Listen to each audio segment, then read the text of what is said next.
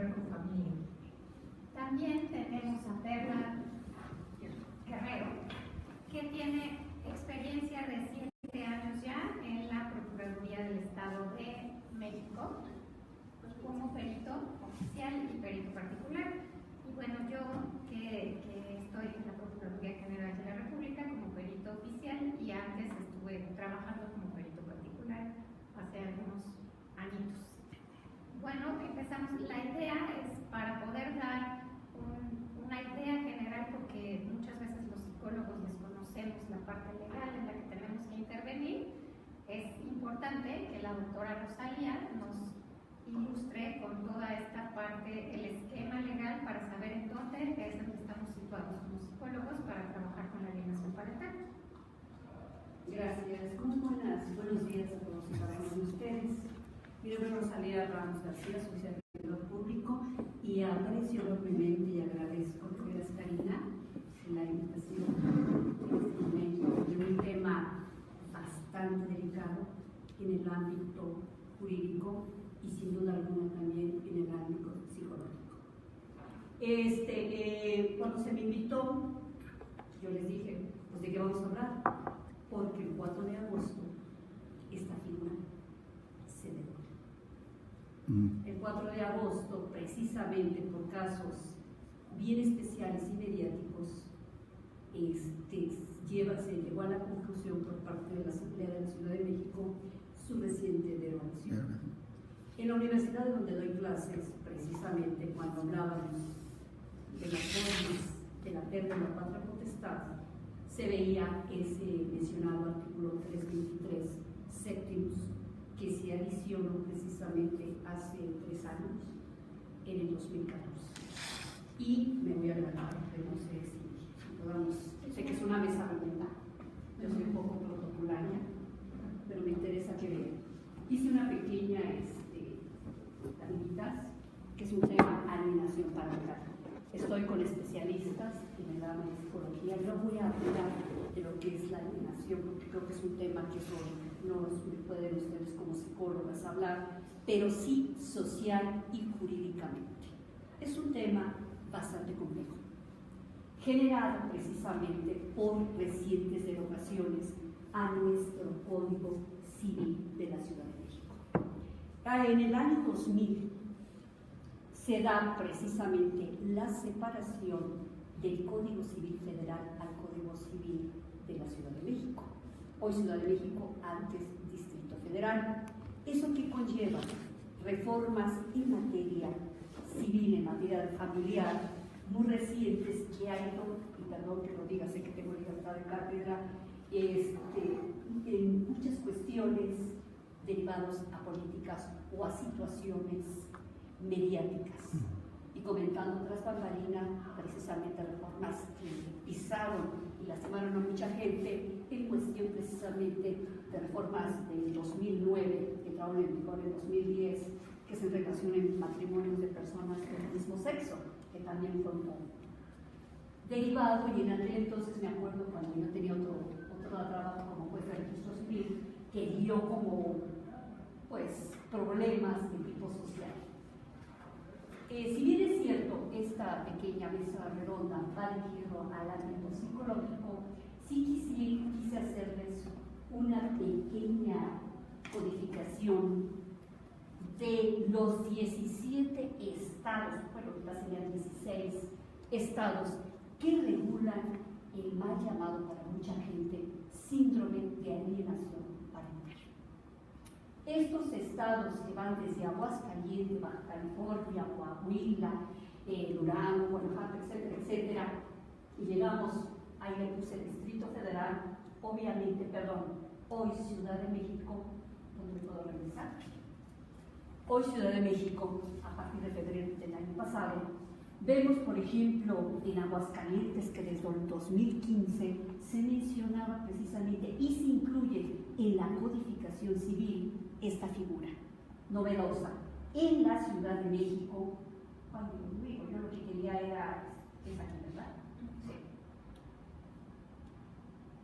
En la Ciudad de México, esta iniciativa de introducir la manipulación que ejercen algunos de los progenitores sobre sus hijos que ejercen la patria potestad, obviamente es presentado por un diputado que hoy precisamente es director del registro civil donde yo trabajé, que es Antonio Padierna.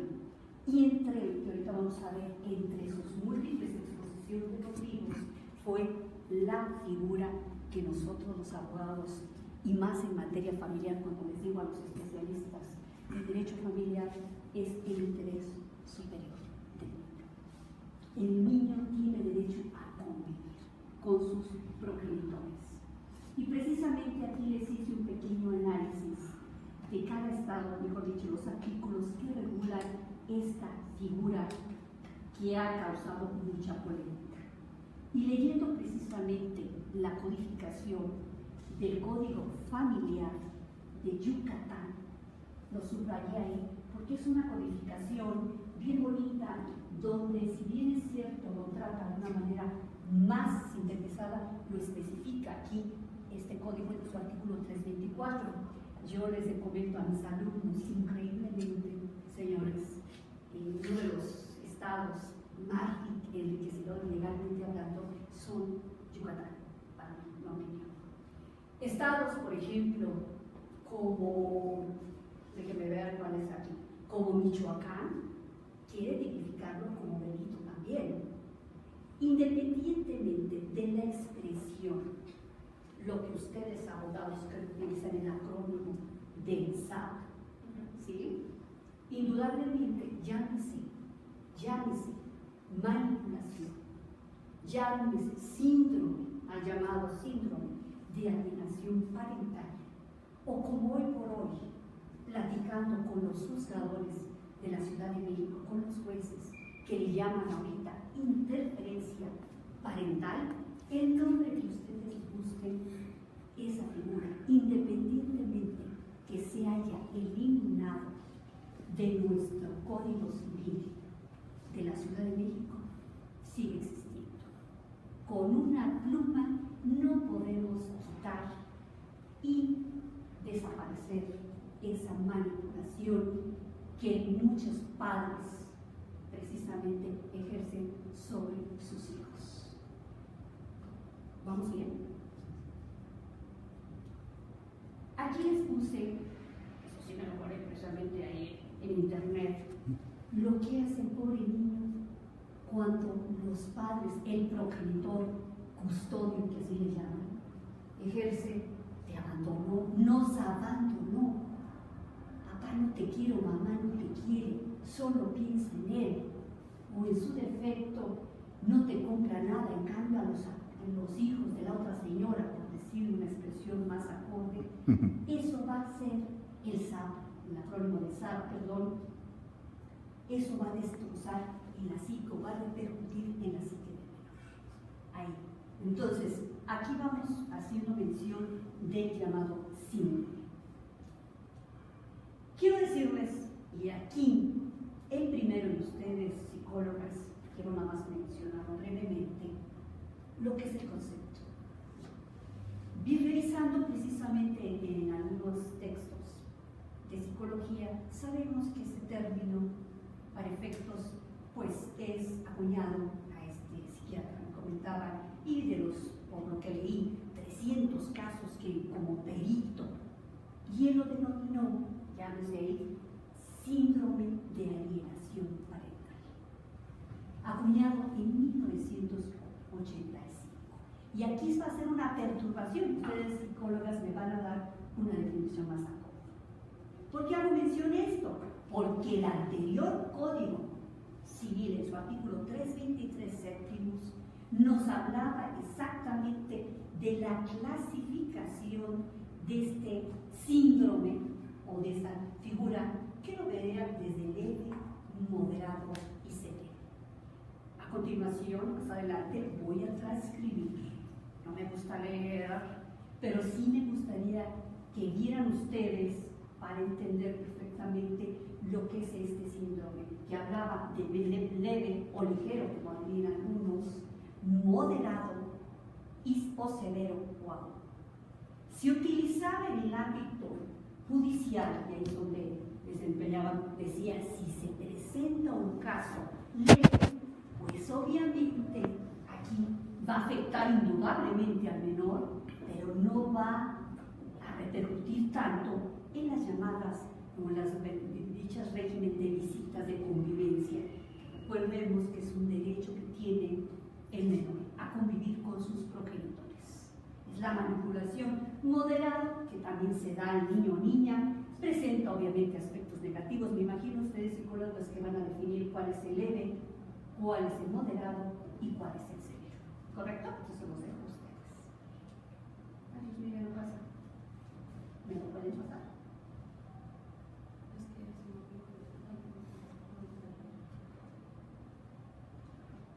Muy bien.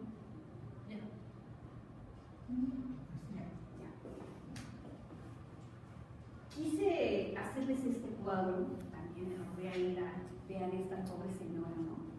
Con una expresión de loca.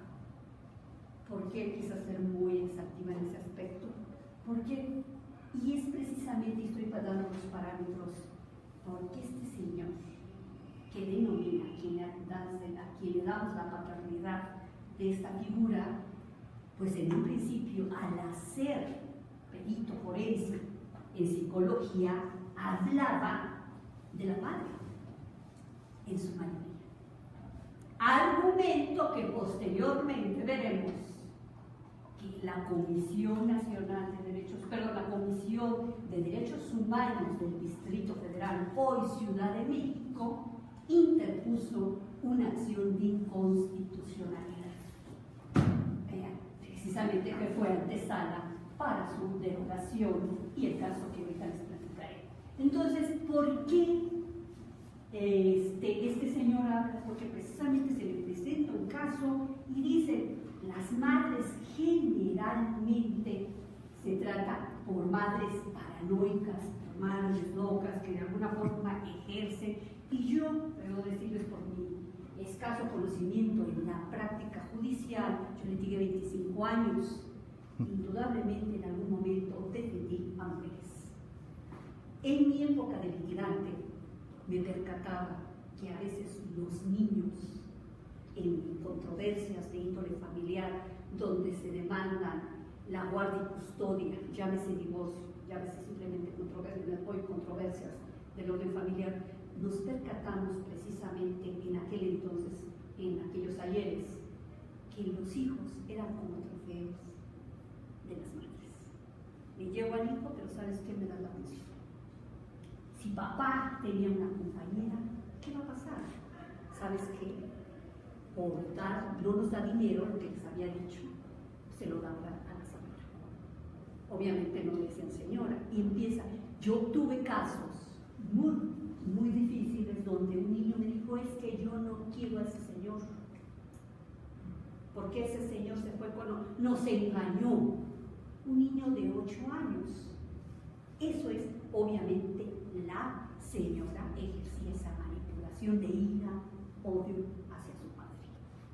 En días pasados, hace aproximadamente 15 días, sé que no es mi función.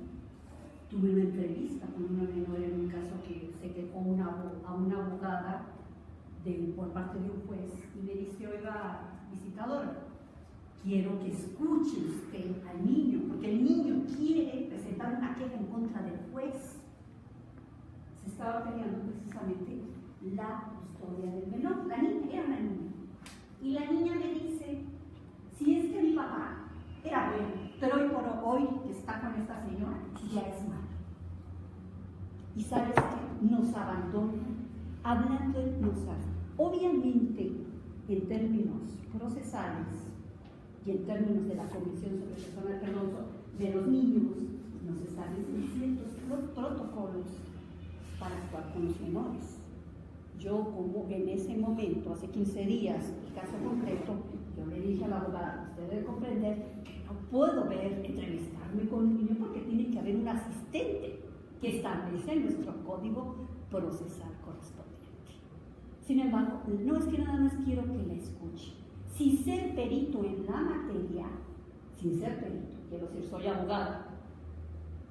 abogada y no soy psicóloga. pero también como madre que soy, se da uno cuenta de la influencia que muchas veces podemos ejercer en terreno tan fértil como es la mente de un menor, que eso es muy delicado, ¿correcto? Entonces, estas personas, aquí este señor, a quien reitero, se le acuña, el término de esta figura, pues fue este señor en medio, y hablaba precisamente, y por eso subrayé, de las madres. Porque aquí vamos a ver la exposición de motivos para derogarlo, que la bandera que utiliza precisamente el legislador y el grupo de feministas que solicitaron la derogación fue precisamente porque era discriminatorio. Entonces es interesante ver esto. Aquí hice una pequeña exposición de los motivos que se presentaron cuando se adiciona, porque esta figura no existe, si bien es cierto como síndrome, no la había incluido en nuestro Código Civil, ya se hablaba de manipulación, pero en 2014, y entra en vigor el 9 de mayo del 2014, se presenta una iniciativa por parte de aquel entonces diputado Antonio Padierna para agregar el 323 séptimos, que nos habla precisamente de la alienación parental.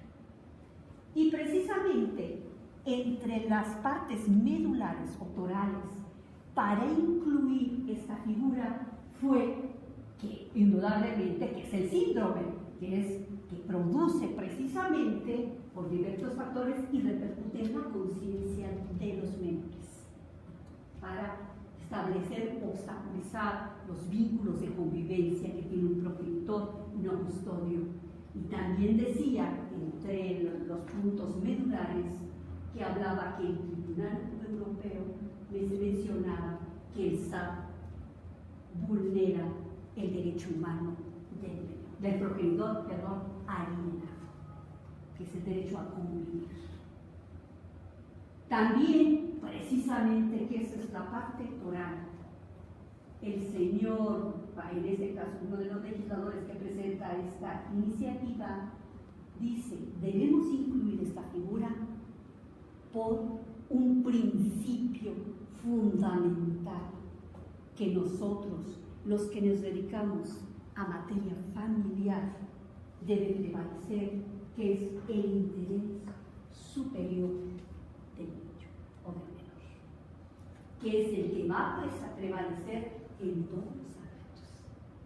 El Código Civil de la Ciudad de México, en el artículo 413, precisamente, nos dice que debe prevalecer fundamentalmente el interés superior de los niños ante cualquier otro derecho, independientemente. Primero está, pues obviamente, nuestra infancia, los adultos del mañana, todos los que nos dedicamos o que estudiamos en el ámbito familiar, a diferencia del civil, el penal, esto es fundamental, este derecho. Debemos cuidar ante todo el juzgador de los 42 jueces, me voy a referir aquí, de la Ciudad de México, que se encuentran en Plaza Juárez, todos los 42 jueces, o bien los 10 jueces orales familiares, dependiendo de la competencia, siempre debe prevalecer y puede subsanar, esa es la diferencia, puede ampliar incluso, puede solicitar pruebas para mejor proveer en algún caso cuando se ve afectado ese principio. ¿Correcto?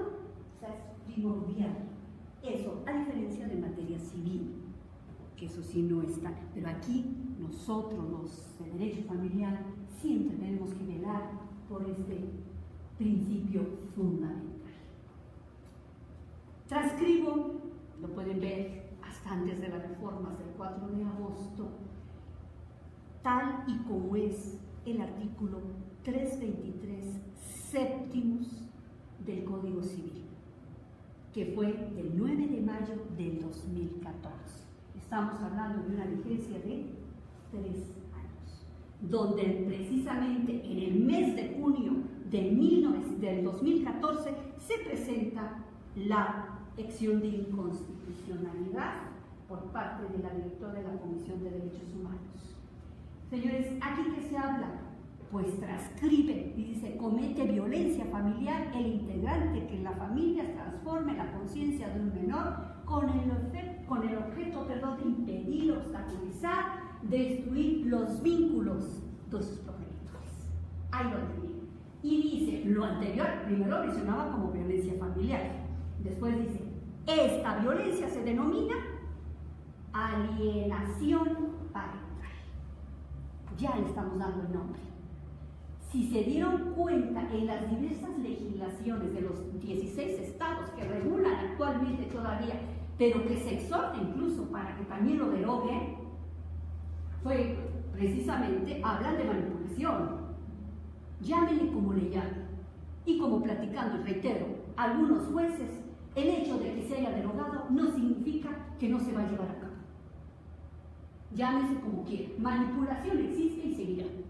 Porque desgraciadamente, y ahorita les voy a leer una parte, estaba yo leyendo un libro de Rusia que me parece interesante. Bueno, vamos bien. Y tomando palabras de psicólogos, en una conferencia que yo fui, que me pareció interesante, y ustedes no me dejarán mentir, psicólogas, yo que me dedicaba antiguamente a casar, quiero comentarles, y sí es cierto, cuando me llegaban a mí los contrayentes, y ahí se los decía yo a mis alumnos, cuando les decimos firmen documentos, yo soy de buena fe. Si les pongo un pagaré, creo que lo firman. No se dan cuenta que firman. Si de los 20,000 matrimonios que celebré, 5 leyeron lo que estaba, son muchos. Están más puestos a la foto. ¿Cómo santas? De veras, solamente 2 personas, 2 matrimonios dijeron: oiga, ¿qué es esto? Se firme. Hasta el presidente de la República, Peña Nieto, me firmó. ¿Cómo no le metí una hoja? Eso lo pongo. Y me quedo con la Casa Blanca. Te voy a pagaré. Sí, esa es la verdad. Entonces, me decía una psicóloga en una conferencia que fui precisamente, primero son las emociones. Vemos un chico, una chica y cerramos el ojo. Después vienen los sentimientos. ¿Quieres ser mi novia? ¿Mi novia? Etcétera. Después se degeneran a pasiones. Y desgraciadamente lo vemos diariamente en los juzgados familiares, donde hubo amor, existe la otra figura que es el odio. Y un odio de veras, y ahí sí voy a hacer perdones. Se supone que no debo de hacer distingos de género. Yo cuando pasaba decía, bienvenida a la equidad. Qué bueno que la ley que estamos abusando, que no todos solo los hombres son malos para darnos una ley grande de acceso a las mujeres a una vida libre de violencia, porque también hay mujeres violentas. Y díganme una mujer que se ve engañada por otra mujer. Perdón que utilice, pero en materia familiar no decimos esa, y mínimo esa es la expresión. No sabremos decir, pero qué bien nos sale ese momento. Siempre la otra es, ¿qué te vio esa? Expresamos y desgraciadamente nos olvidamos de nuestros hijos, de la niñez, y utilizamos a lo mejor palabras altisonantes que no utilizamos, estamos lastimadas. Y ahí sí puedo decir que la mujer lastimada, aguas, chicos. Aguas, somos peligrosos. Ahí sí podemos. Bienvenida a la equidad. Y una más, para mí. Porque la parte bonita siempre seremos las mujeres. No es cierto, Todos tenemos una belleza, mas sin embargo vemos, pero hay un don maravilloso que es el ser madres. Seguimos entonces. Aquí nos habla de una alienación, precisamente la clasificación que nos van a dar las psicólogas: leve, moderada y severa. Bien, este artículo transcribieron, claro, bienvenido, y todos decíamos que para, que se daba, y se sigue dando y se dará. El hecho que se robe, pero no va quitar la conducta que muchas veces ejercemos sobre cuando nosotros, progenitores, somos custodios. No queremos y por eso existe el centro de convivencia supervisada, donde muchas veces decimos no que, y que hay padres que no quieren ver a los hijos. Habemos de todo en el mundo del Señor. Les hablaba yo precisamente que un mes después, del 9 de mayo de 2014, al mes siguiente se presenta una acción inconstitucional. En la exposición de motivos se habla del interés superior del menor, o de la niñez, como quieran, del niño o la niña, para no hacer distingos. También aquí se habla del interés superior del menor. Y lo vamos a ver más adelante, ese principio. Pero da la pequeña casualidad, señores míos, si les adelanto, que no dicen, no motivan, no exponen por qué el interés superior del niño. Nos gusta mucho esa terminología. Pero yo digo, quiero esto, por esto y por esto y por esto más. No nada más mencionarlo. Y eso es lo que estamos preguntando. Bueno, se presenta esta acción inconstitucional de nuestro Tribunal Supremo, que es la Suprema Corte de Justicia de la Nación, y dice, no, ¿sabes qué? Esto es violatorio. En primer lugar, el interés superior del menor. Menciona brevemente, pero no. Efectos discriminatorios, porque ¿qué crees? La persona que hizo, ahí sí se refiere al psiquiatra, la persona que hizo y que acuñó ese nombre a quien le debemos la paternidad del SAP, acrónimo de SAP, se refiere a muchas mujeres contra la mujer. ¿Y qué pasó? Pero habla de progenitor. No, pero este señor fue un pedófilo al parecer, etcétera, se le sacan todos los trapitos. Y dijo, es que sí, realmente cuando hace ese estudio dice, predominantemente es la mujer. Pero sabemos que esa conducta es de los dos padres. Yo he visto padres que también son alienadores, ¿no? Estamos bien. Se va en contra de la violación del derecho que tiene, y eso en la convención, el niño, en términos de la Convención de los Derechos del Niño, donde México, yo siempre les digo a mis alumnos, díganme qué tratados no hemos firmado. México, somos, y después no sabemos. Ese ya lo firmó. Que en el 2011, de junio del 2011, perdón por lo que voy a decir, ya todo el mundo, derechos humanos, desde 1991, 85, ya habíamos firmado, pónganos y firmamos todos, y hasta en la boda firman todo, no van a firmar, firmamos, que cuáles son las consecuencias cuando les llega el caso Rosendo Radilla, ¿dónde lo ponemos? Por eso se llama varios, porque no sabíamos cómo actuar. Perdón por lo que voy a decir, si lo suben, sí es cierto, soy profesora, soy abogada, pero también debo de comprender que muchas veces los legisladores son alumnos que me reprobaron derecho familiar. Entonces, y yo tengo alumnos que me dicen, soy asesora del diputado, y era como, no iba a clases, y es asesora del diputado, y esos son los que nos legislan, y esos son los que yo veo artículos que les digo, eso hace mención, chéqueme el otro artículo, derogado, pues ¿dónde está? Las leyes se revisan en forma armónica, pero son políticos y muchos tienen que estar en la grilla, pues van a ir a clases, no señores. Pero en fin, esa es la realidad. Y el cuarto por es la prensa. Regresiva, dicen, sí, ¿sabes qué? Es que esa figura ya la habíamos tenido, pero ya no podemos regresar. Esos fueron los fundamentos. Tengo poco tiempo, perdón, me avisan, pero es interesante que veamos el aspecto o el marco jurídico. Aquí yo no los voy a mencionar múltiples conceptos de violación, eso va dirigido a los abogados, porque obviamente cuando se ejerce este tipo de demandas de acción tenemos que decir cuáles son los conceptos de violación. Entonces ahí pusieron, no es que se viola, los artículos primero, 4, que es el derecho precisamente de la familia, en fin, todos estos 14 y 16 son los de cajón, la Convención Americana de los Derechos de la ya, entonces no, déjenme apurarme. Aquí les expongo, aquí miren, muy fuerte. A mí la sangre, cuando yo entro a este trabajo, me lleno expedientes, así los caracoles ya me acostumbro a utilizarlos, ¿no? Pero yo venía del registro civil juzgadora donde puro amor. Yo revisamos cosas. Ya. La postura que tiene. Señores, este problema, esta figura, hay gente a favor y en contra. Fíjense. Todavía en este año, 2 meses antes, dijeron, debemos de incluir en todas las leyes, hay 17 estados, y debemos incluir esta figura. Así, ya estamos, perfecto. Y después dijeron, con casi los mismos argumentos, en contra, vamos a quitarla.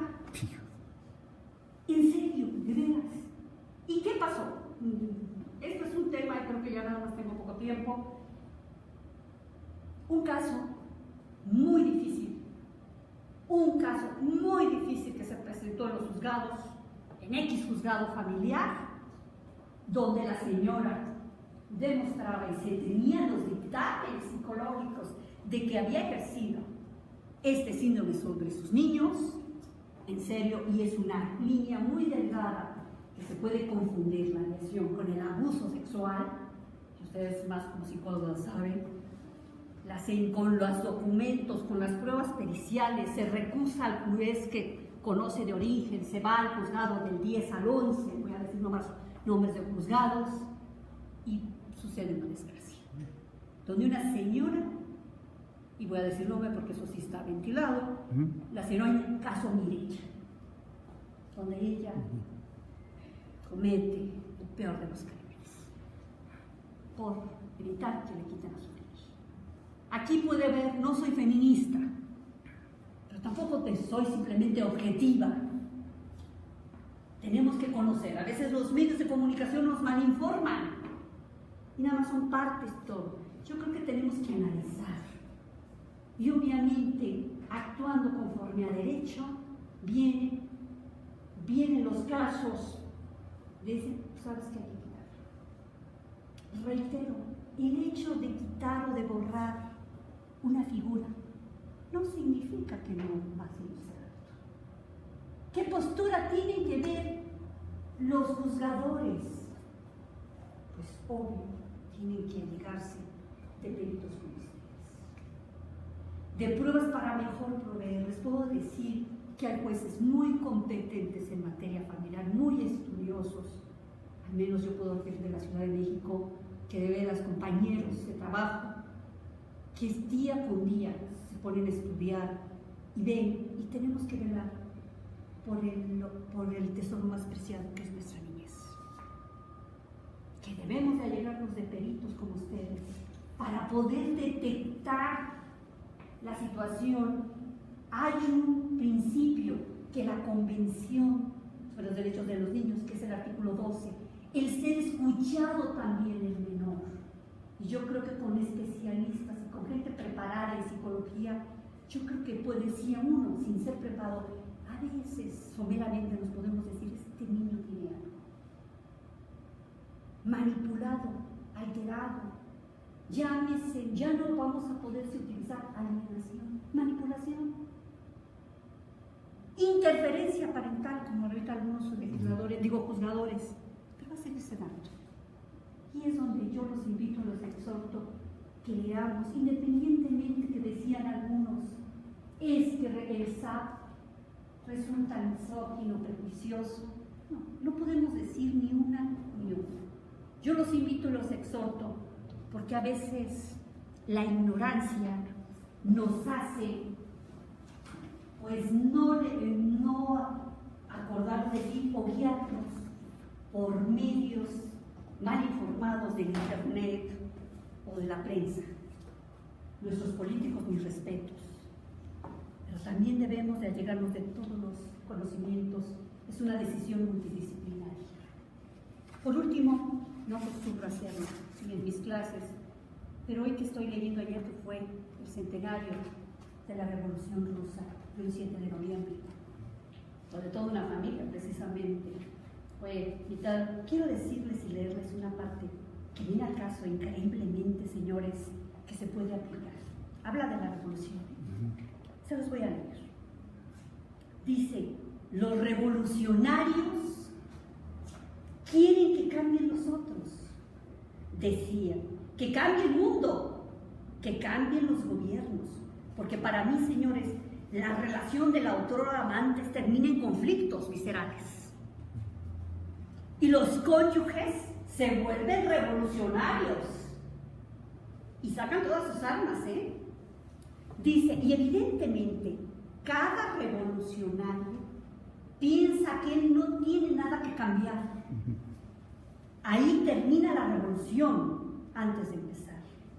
Cada revolucionario, como cada ser humano, pretende tener la razón. Claro que en las personas alienadas pretenden tener la razón. Ellos creen que están en la razón.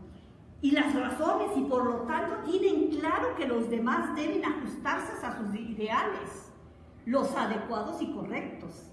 Cada revolucionario es el eje de la revolución de los demás. Y sabe que todo estaría bien si todos aceptaran sus razones. Fíjense qué interesante.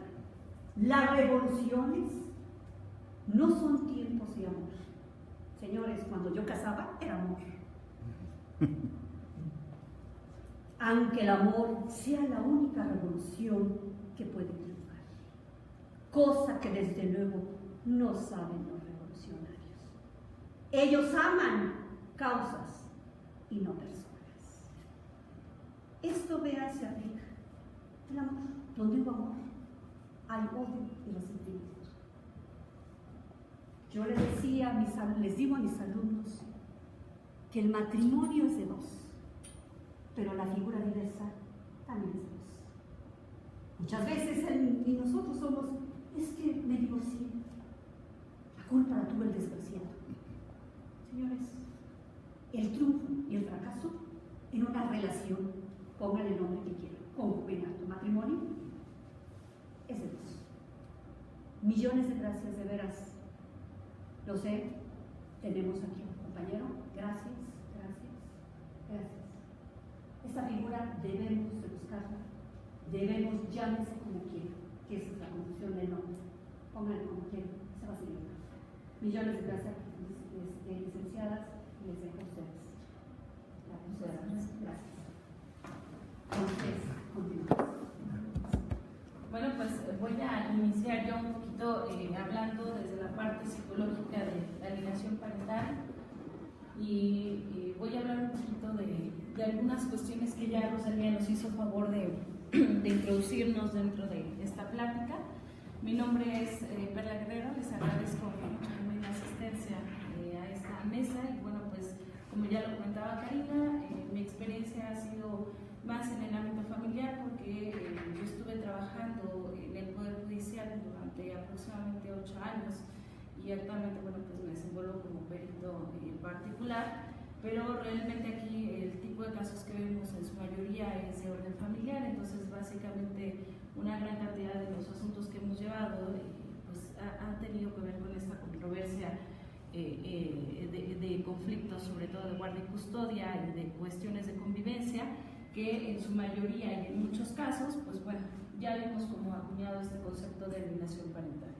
Entonces, comenzando un poquito con la parte de la alienación parental, lo decía ya Rosalía que, bueno, pues es un elemento un poco de controversia también a nivel psicológico porque, como ustedes saben, en muchas ocasiones acuñamos pues muchos términos en muchos aspectos, pero a lo mejor se pone de moda alguna terminología específica, como en su momento pasó, por ejemplo, con el bullying, y entonces ya empezamos a generalizarlo y a contemplarlo en muchos casos que a lo mejor ni siquiera son parte del bullying, y pasa lo mismo con el síndrome de alienación parental. Y en el caso específico tenemos un problema más como psicólogos, y es el hecho de que es algo que no viene incluido dentro de nuestros manuales diagnósticos. Por ejemplo, el DSM-5 y el CIE-10, que son los que utilizamos como referencia para diagnosticar, pues todavía no lo incluyen dentro de este diagnóstico. Entonces, pues básicamente eso ha hecho que pues también muchos juzgadores no lo tomen en cuenta como tal y dicen, bueno, ¿sabes qué? Pues si tú como psicólogo no lo tienes incluido en tus manuales, ¿cómo me puedes estar hablando a mí de que existe esta condición? aun cuando ya hay una propuesta muy fija de que se incluya en las próximas ediciones de estos manuales, bueno, pues todavía no es un hecho, ¿no? Entonces, básicamente, ¿qué es lo que vamos a hablar un poquito ya de alienación parental? Estamos hablando desde la parte, o desde que Richard Gardner lo acuña en el 85 ya como síndrome de alienación, lo manifiesta como un síndrome o un trastorno que corresponde básicamente al menor y que se da en los conflictos legales, en donde básicamente pues un padre que es el que aliena al menor tiene campaña de denigración, porque así lo manifiesta él, una campaña de denigración y de odio hacia el otro progenitor, básicamente con la finalidad de hacer un rompimiento en los vínculos que se tienen a nivel pues tanto familiares como emocionales entre los hijos, aunado a las contribuciones que hace el propio hijo a esta parte del síndrome de alienación parental. Aquí en este caso, bueno, pues como lo podemos verificar, ya había anteriormente algunos otros conceptos a nivel psicológico como el síndrome de Medea, que en primer lugar, pues, bueno, ya se conocía desde antes y estaba un poquito ya hablando sobre esta distorsión que tenían los padres con respecto a cómo no podían separar esta parte de su relación incluso con el hijo, en donde había una ya triangulación, en donde estaba ya muy cuestionada esta relación y decían, ¿sabes qué? Tú como una extensión mía no tienes por qué a lo mejor amar a tu otro padre y entonces te vienes conmigo, y no lograban separar esta condición de somos personas diferentes y entonces la relación está básicamente conmigo y tu papá, y tú eres una persona o un ente distinto a esta condición.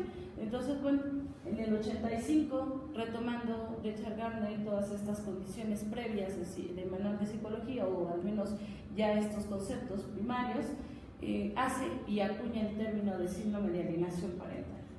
Básicamente les quiero hablar un poquito de qué problemas hemos tenido al momento de hacer la parte de la orientación en psicología, y una de ellas, la primera, es cómo podemos identificarla. Básicamente ya hay una serie de características, un conjunto de síntomas que nos dicen cuándo es y cuándo no es, y que se tienen que cumplir así como nosotros para diagnosticar decimos, bueno, esto y esto se tiene que cumplir porque es el criterio que a mí me marca para nosotros establecer el diagnóstico, pues es exactamente lo mismo. Se utiliza una serie de criterios y no buscamos nosotros que sean eventos aislados, que a lo mejor fue un día o fue otro el que se realizó esta situación y no por eso decimos ya es un síndrome de alienación parental, sino que lo vamos a transformar en una serie de criterios específicos. Y quiero comentarles que hay una parte bien importante que tiene que ver con el hecho de que muchas veces esta alienación comienza incluso en el matrimonio. No empieza en la parte del conflicto legal precisamente, sino que incluso hay relaciones en donde ya la parte del conflicto es tan latente en el propio matrimonio que empiezan con esta campaña de migración de, ¿sabes qué? Pues mira, como que ya viste, por ejemplo, en los conflictos hablan al hijo, la mamá, el papá, y le dicen como testigos físicos de la problemática, le dicen, ¿ya viste cómo me está golpeando? Incluso los hacen presentes de esa misma problemática, y entonces cuando ya hay una separación, el niño ya va con una conciencia pues alienada en muchos aspectos de este primer paso que fue en el matrimonio. Y bueno, básicamente de ahí es que nosotros lo acuñamos con toda esta creación, como le dicen, de un padre villano, ¿no? Porque así es como lo van a ver, como el padre específicamente, totalmente, digo a lo mejor desde nuestros términos, como esta parte de decisión, de totalmente malo, sin poder acuñar incluso alguna condición positiva en un momento ya severo incluso de la alienación. Y la otra es que vamos a encontrar un cambio drástico, totalmente drástico en las expresiones de afecto del menor hacia su padre, que no van a tener justificación alguna y que básicamente tampoco van a corresponder con un tiempo posible. Es posible que incluso pueda pasar de un día para otro, a lo mejor el hijo está ahí ya muy feliz con el papá, incluso en su cumpleaños y demás, y al otro día, los dos a la semana, de repente lo ve y está temblando, ¿no? Porque llegó al juzgado y te dices que le tiene un enorme miedo porque el día que fue a la convivencia le gritó a mi hijo. Cuestiones que no corresponden de alguna manera en cuanto a la temporalidad. Incluso no es posible que un niño de un momento a otro, cuando tenía una imagen totalmente positiva o en muchos sentidos hasta de idealización por una figura, al otro día se tenga una imagen totalmente denigrada. Entonces, bueno, básicamente vamos a encontrar un poquito esta parte de la identificación de esta situación de expresiones totalmente cambiadas, ¿ok? Y finalmente vamos a expresar que, bueno, el menor en muchos aspectos, ya cuando está totalmente internalizado esta alienación, va a manifestar que pues realmente todo el discurso que tiene es por consideraciones personales, no acepta, incluso con mucha molestia dice, bueno, es que mire, a mí me molesta que me estén preguntando si mi mamá me dice esto, porque yo ya le dije una vez y otra vez al juez que no me dice nada. Incluso llega contigo como psicólogo y te dice, ¿sabes qué? Ya les dije a todos que mi mamá no me está diciendo absolutamente nada, pero no me quieren creer, y es que pasó esto y pasó lo otro, y lo atribuye muchísimo a una concepción personal, que esto lo vamos a encontrar un poquito como el fenómeno del pensador independiente, que es uno de los síntomas que vamos a encontrar. Y bueno, pues por aquí voy a comentarles los 8 síntomas que de alguna manera se presentan por Gardner, que son los 8 síntomas primarios, y que van a contemplar posteriormente a estos grados de SAP o de síndrome de alienación parental que nos comentaba Rosalía, que va desde leve al moderado y al severo. En primer lugar, bueno, vamos a encontrar esta campaña de migración de una manera muy importante, desde el hecho que el menor está muy preocupado por estar o manifestar el odio que le tiene al papá, y de una forma muy constante, ¿no? Ya no es una situación que sea a lo mejor parte de una condición a lo mejor aislada, que ese día se acordó que le caía mal, sino que es algo que se mantiene como una situación de constante preocupación para el menor. Eso es el primer elemento que vamos a encontrar en la campaña de migración. Posteriormente vamos a encontrar en la parte de la justificación del desprecio cuestiones en donde pues realmente las justificaciones van a ser totalmente inapropiadas o totalmente sin sentido, en donde no se tiene una condición previa real por parte del menor para obviamente justificar esta relación de rechazo y de odio.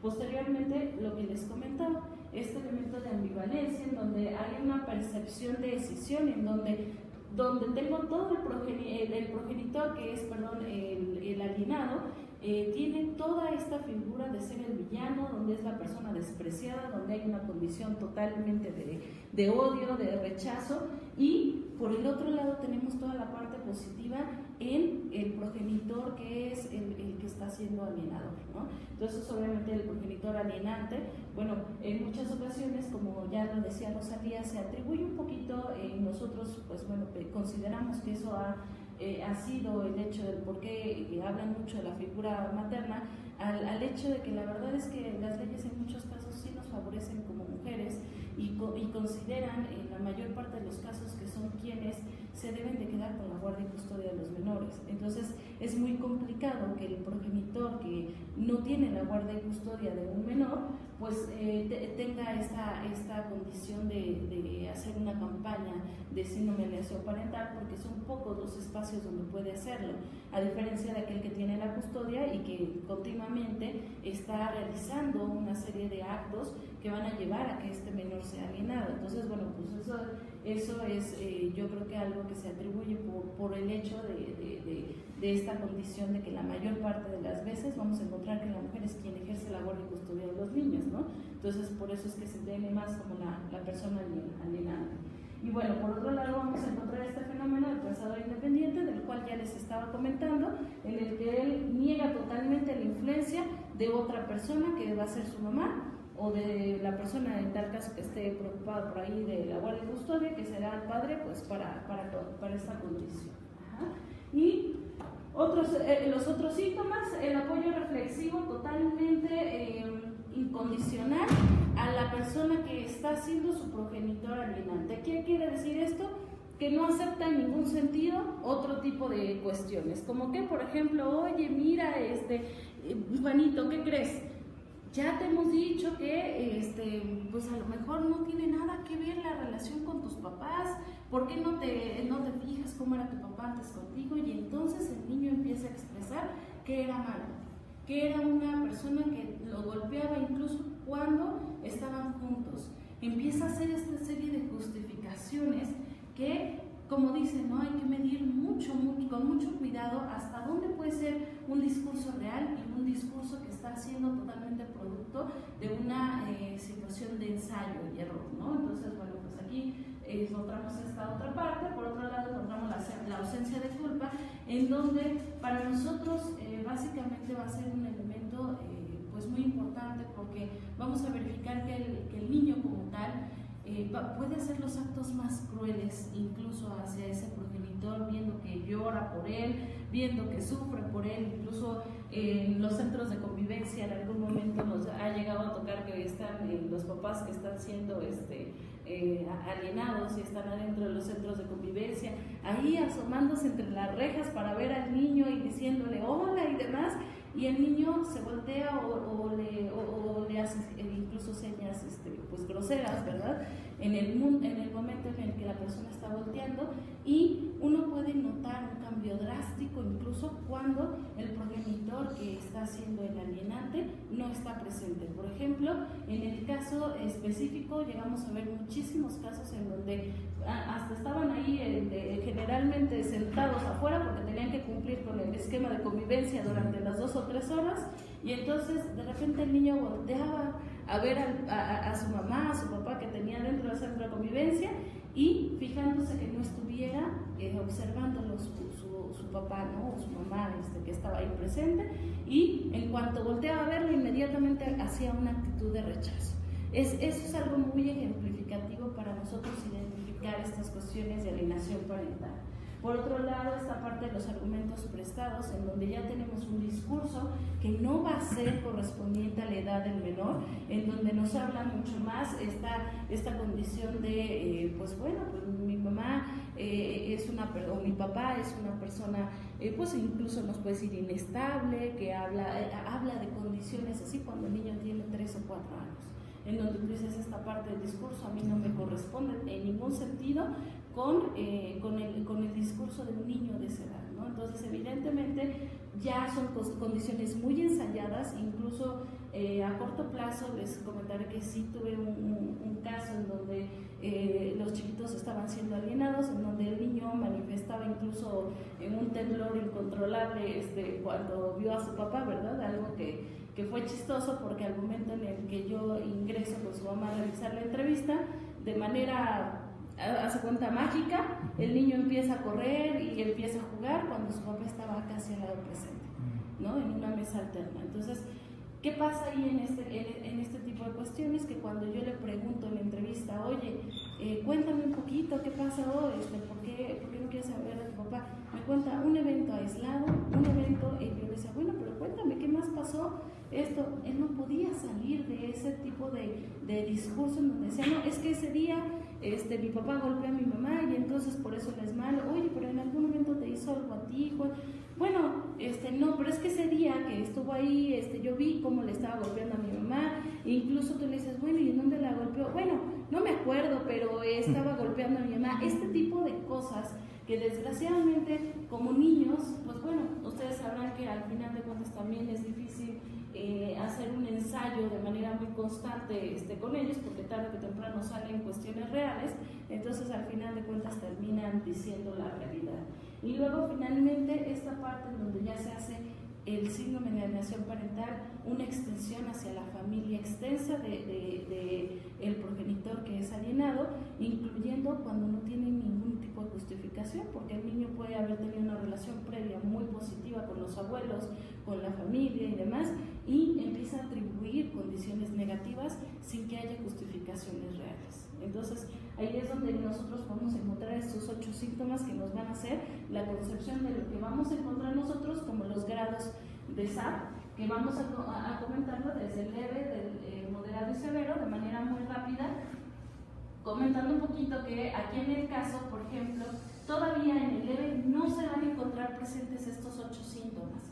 Incluso, como lo decía Rosalía, todavía acceden un poco a tener esta convivencia. En el caso específico, yo les diré que, bueno, pues todavía los centros de convivencia, pueden acceder a entrar a lo mejor un ratito, ¿no? Y dicen, ¿sabes qué? Pues bueno, voy y entro a desayunar y me salgo, ¿no? Porque ya los hermanos grandes, que ya están bien aleccionados, eso sí, ya no quisieron entrar, y entonces a lo mejor entran los más pequeñitos a convivir y se salen un ratito, ¿no? Y entonces aquí todavía, bueno, pues se muestran medio enojados, medio molestos, pero no interfiere en este acceso que puedan tener hacia su progenitor. Posteriormente vamos a encontrar el SAP moderado, en donde sí ya hay un rechazo y una falta de cooperación al momento de las visitas, y en donde vamos a ver ya conductas muy desafiantes, incluso en esta forma de la visita, en donde pueden estar diciéndole hasta de groserías, en decirle, ¿sabes qué? Tú eres tal por cual, porque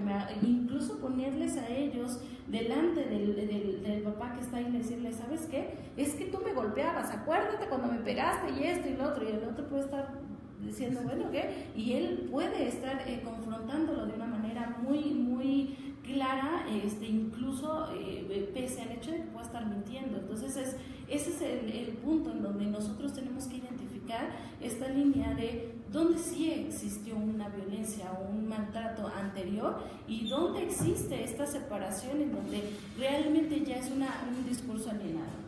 Y posteriormente, bueno, pues básicamente aquí, perdón, antes de entrar al severo, encontramos ya los 8 síntomas presentes.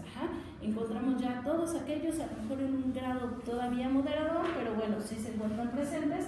Y al final el SAP severo, en donde finalmente ya los menores tienen una hostilidad totalmente severa, y aquí incluso pueden encontrar episodios de violencia física hacia el progenitor. ¿Qué podemos encontrar? En el caso, por ejemplo, hay una parte a nivel incluso psicológico que nosotros, así como cuando llegan a terapia, ingresamos a las personas y vemos su conducta desde el inicio, pasa lo mismo en los tribunales.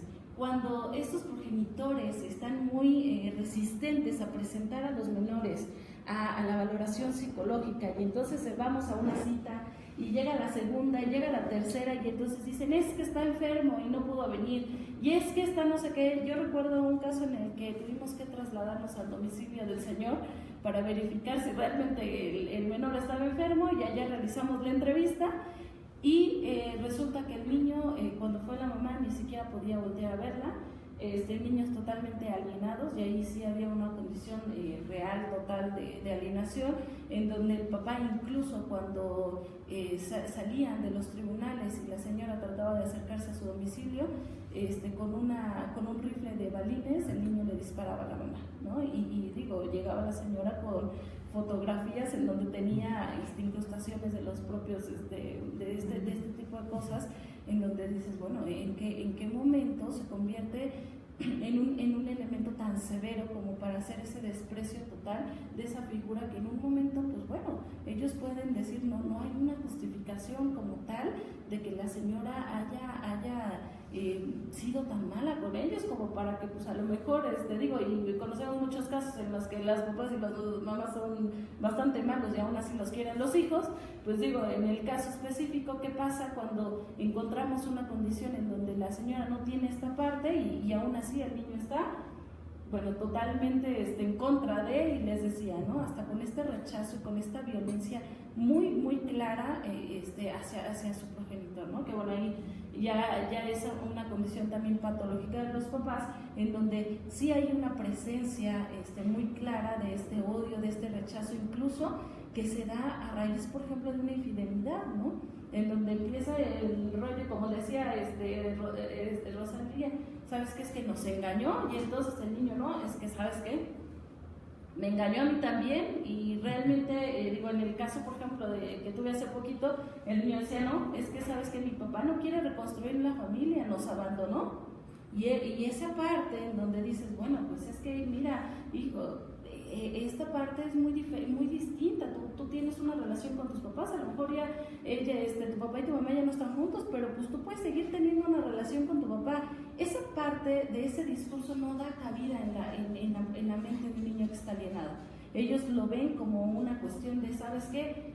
Es que ahora esta es mi familia, ¿sí? Esta mamá que es la que está alienada, o este papá que es el que me está alienando, es mi familia. y esta persona pues ya no forma parte de mi familia. Entonces hay una total alianza hacia esta parte y vamos a encontrar también un poco de este temor al propio abandono, en donde dicen, bueno, es que inconscientemente ya tengo un abandono por parte de uno de los dos. Entonces, si yo me voy a aliar con este otro para que también no vaya a ser que al rato me vaya a rechazar o me vaya a abandonar o me vaya a hacer una condición de cierta menosprecio, ¿no? Entonces, obviamente, empiezan a tomar estas posturas. Y bueno, hablando un poquito del papel del psicólogo y del perito psicólogo específico en el caso del síndrome de alienación parental, hay cuestiones que yo les decía que para nosotros son muy importantes y que tenemos que realizar desde nuestra labor en los tribunales. La primera de ellas es el hacer una valoración exhaustiva de cuáles son los motivos reales que se tienen para que el niño tenga este rechazo. Desde el hecho de explorar antecedentes de violencia intrafamiliar, de explorar cuestiones de abuso sexual previo que a lo mejor pudiera haber sido, se pudo haber establecido o no, y en este caso, específicamente también ver las condiciones en las que se está estableciendo esta relación entre los progenitores, ¿no? En donde también se tiene que hacer una condición, porque desgraciadamente, a lo mejor Rosalía no me dejará mentir, a nosotros en muchos casos de violencia intrafamiliar ya llega la mamá porque de verdad dijo, no, pues es que me engañó este hombre, y entonces, en el caso, lo primero que voy a hacer es acusarlo de violencia intrafamiliar. Y entonces va y presenta su demanda por violencia intrafamiliar y de manera precautoria al señor lo deja sin la posibilidad de convivir con los niños y sin la posibilidad de acercarse. Ahora sí, ¿no? Hasta que encuentren los elementos necesarios para definir si se va a realizar estas convivencias o no, lo dejan sin esta posibilidad.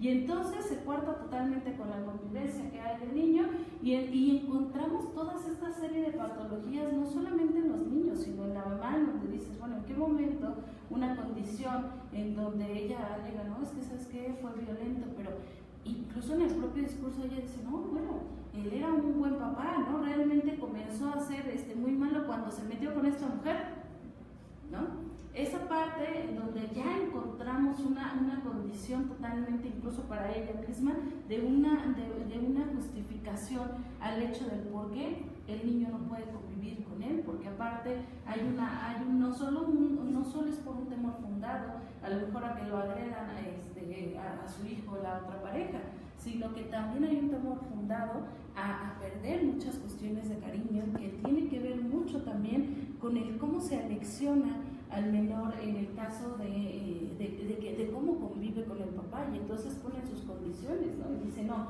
es que ¿sabes qué? Sí convive con él, pero tú di que la esposa te maltrata, ¿sí? Tú di que esto para que yo pueda prever que tú vayas a convivir con tu papá, pero sin que esté la señora presente, porque hay una molestia por medio. Entonces, evidentemente, todas estas condiciones en las que se dan, pues bueno, incluso el propio Gámez establecía que el SAT no va a ser aplicable cuando se justifique la conducta del progenitor alienado por conductas abusivas o negligentes, porque eso es un elemento bien importante. Aquí yo sí quisiera mencionar que, por ejemplo, hay una condición que yo les decía de alguna manera muy compleja, que era cuando decían, bueno, ¿sabes qué? El juez determinaba y a lo mejor el señor decía, es que mi hijo no quiere convivir conmigo, ya fue una primera vez, pero ¿qué crees?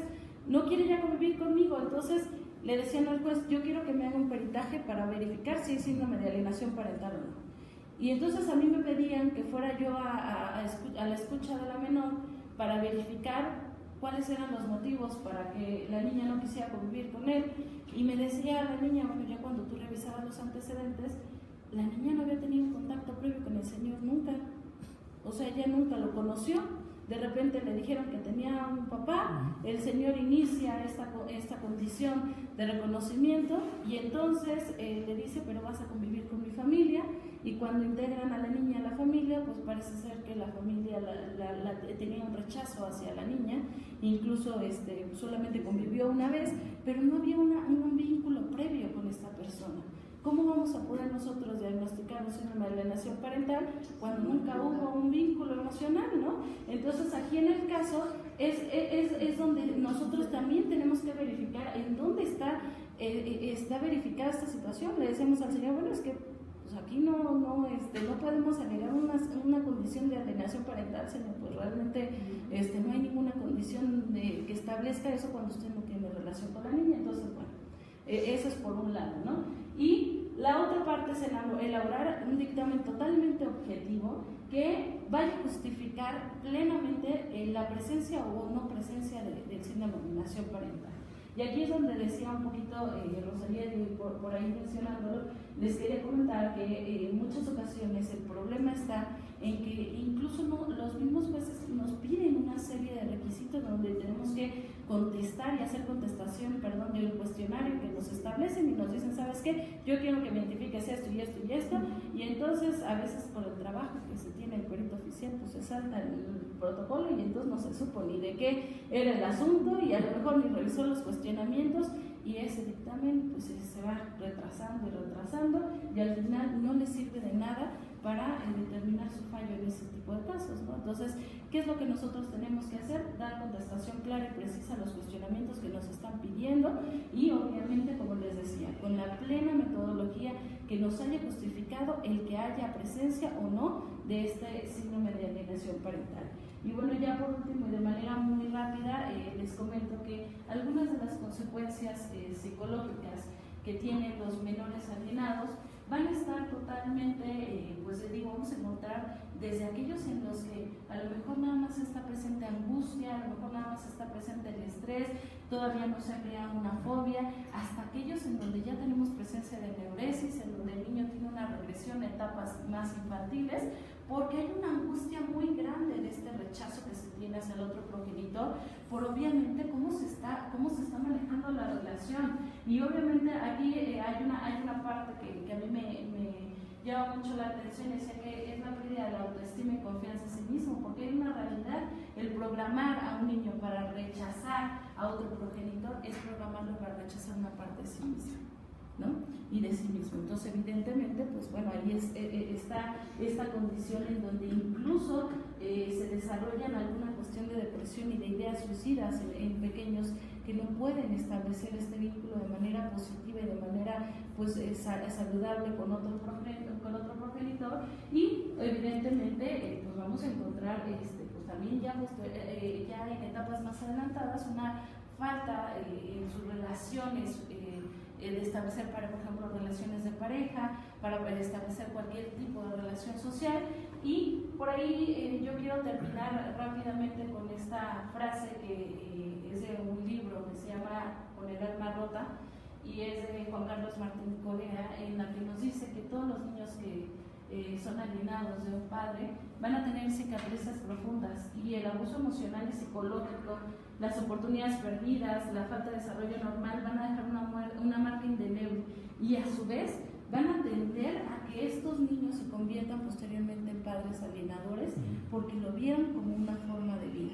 Entonces, desde esa parte es donde tenemos que verlo como una forma de maltrato psicológico a este menor, y es de donde tenemos que partir para establecer las conductas más apropiadas para poder realmente hacer diagnósticos lo más certeros posibles, en donde no esté pues ahí también vinculado nuestra propia también prejuicios personales, porque digo, muchas veces también encontramos psicólogos que están viviendo momentos de separación y no falta el que se identifica con el caso y dice, sabes que seguramente está pasando esto, y no tenemos una objetividad real al momento de la elaboración del dictamen.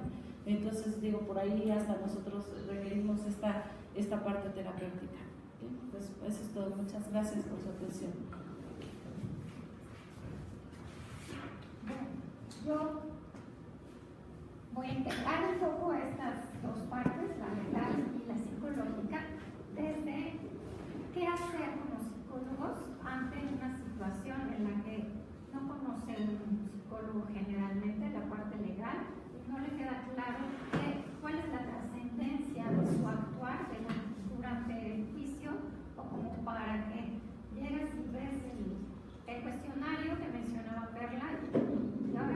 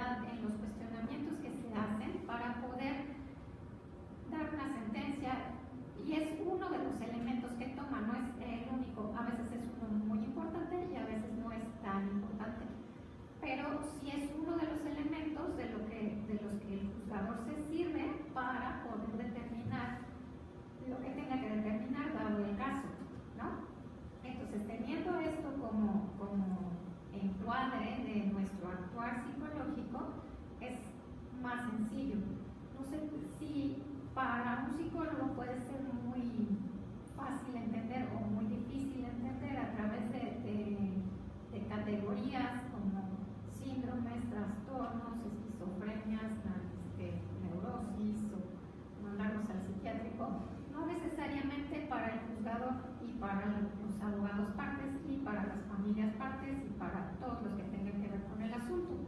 Entonces, me parece muy importante describir lo que estamos encontrando a través de la evaluación, a través de la entrevista, a través de la revisión de las documentales, que todo eso es de lo que nos debemos allegar para poder hacer un buen trabajo psicológico en apoyo a los temas judiciales.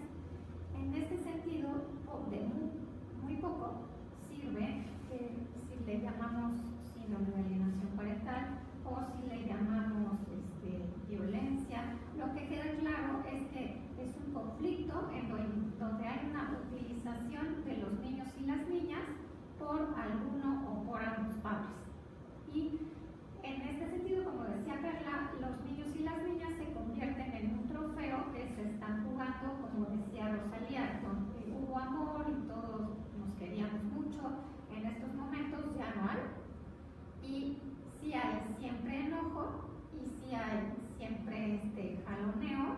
Y a la hora de entrar a este edificio me llevé la grata sorpresa de que está el violentómetro ahí. Entonces podemos ver que claramente es violencia, a veces más velada, a veces más evidente.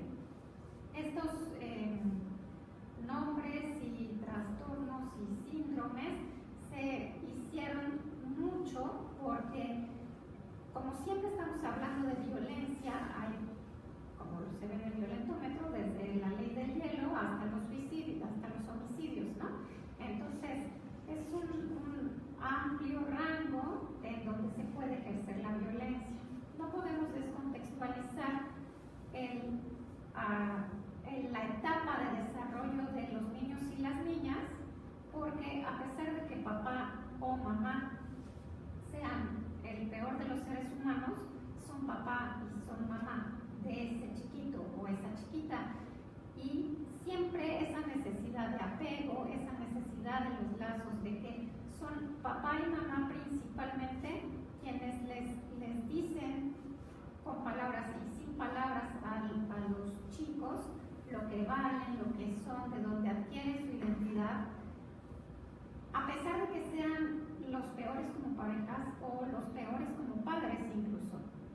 Entonces, ese niño o niña siempre está buscando la aprobación de ese padre y madre, a pesar de que sea violento, a pesar de que sea distante, a pesar de que viva o no viva con él.